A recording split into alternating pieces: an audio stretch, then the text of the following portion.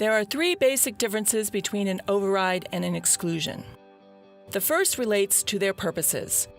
An override may be used to raise the levy to cover spending for any purpose. An exclusion may be used to raise monies only for capital spending.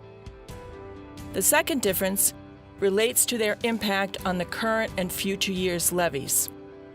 An override permanently increases the levy limit and permits an increase in the levy of the year voted and the levies of future years. An exclusion just temporarily increases the amount the community may levy. A debt exclusion lasts only for the life of the related borrowing. A capital expenditure exclusion lasts only 1 year. The third and final difference relates to limitations on the amount the levy may be increased. An override cannot result in a levy limit and therefore a levy above the levy ceiling.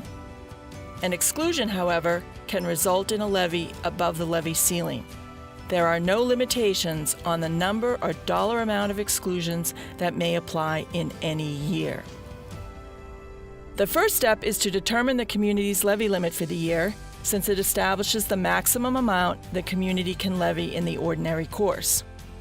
The basic calculation for determining the levy limit is to increase the previous year's levy limit by 2.5% and new growth.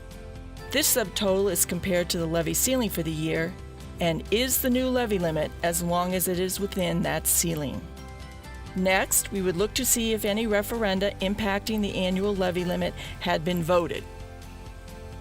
We would increase the levy limit by any override approved for the fiscal year. This new preliminary limit must also be compared to and be within the levy ceiling. If an underride has been approved, we would decrease the limit by that amount. The last step is to add any exclusions that apply for this fiscal year. This total may exceed the levy ceiling. The final amount is referred to as the maximum allowable levy.